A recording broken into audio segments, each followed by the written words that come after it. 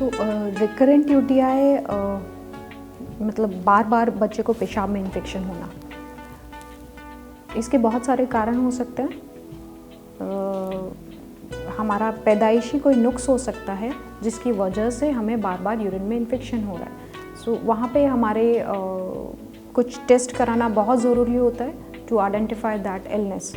और जैसे कि हमारा अगर हमारे यूरिन में बार बार इन्फेक्शन होता रहेगा तो हमारा जो यूरिनरी ब्लैडर है, जिसे हम कहते हैं पेशाब की थैली, उसमें चेंजेस आ सकते हैं। बार बार पेशाब में इन्फेक्शन होगा तो जो क्रॉनिक चेंजेस हैं ब्लैडर के, वो ऊपर अफेक्ट कर सकते हैं किडनी तक। और जब क्रॉनिकली किडनी अफेक्ट होती रहेगी, उसमें बार बार यूरिन से किडनी तक इन्फेक्शन पहुंचता रहेगा, सो वहाँ पे हमें क्रॉनिक किडनी इलनेस तक भी होने के चांसेस हो सकते हैं। सो रिकरेंट यूटीआई जब किसी भी बच्चे को महीने में 2 या 3 बार पेशाब में इन्फेक्शन हो रहा है, वहाँ पे हमें उस बार बार पेशाब में इन्फेक्शन होने का कारण पता होना चाहिए, क्यों हो रहा है वो। कई बार हमारा ये एक कारण हुआ कि हमारा कंजेनिटल यानी कि पैदाइशी नुक्स हुआ।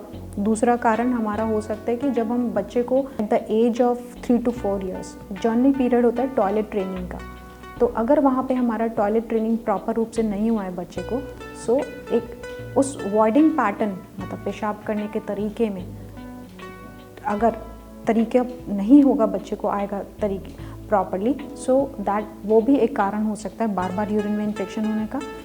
काफ़ी कॉमन कारण बच्चों में पाया गया है कॉन्स्टिपेशन।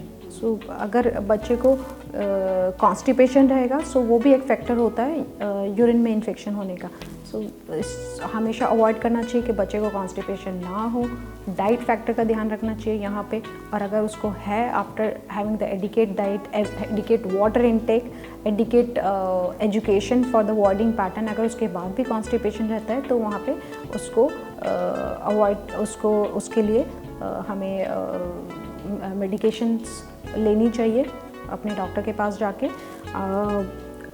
अगर हमारा ये फैक्टर करेक्ट होता है, कॉन्स्टिपेशन नहीं है, वॉइडिंग पार्ट भी ठीक है, और हमारे इवैल्यूएशन में, हमारे वर्कअप में, हमारे इन्वेस्टिगेशन में अगर कुछ ऐसा चेंजेस आते हैं जो कि सजेस्ट करते हैं कि ये हमारा क्रॉनिक डिजीज़ या हमारा क्रॉनिक इलनेस की तरफ सजेस्ट करते हैं, तो वहाँ हमें रेगुलर फॉलोअप के साथ और रेगुलर मेडिकेशंस के साथ समझना चाहिए उस कारण को, और अपने डॉक्टर के पास फॉलोअप में रहना चाहिए, ताकि हमारे उस डिजीज़ प्रोग्रेसिव ना हो और हमारी किडनी को आगे के लिए अफेक्ट ना कर दे। सो हमें एडिकेट थेरेपी उसके लिए लेनी चाहिए।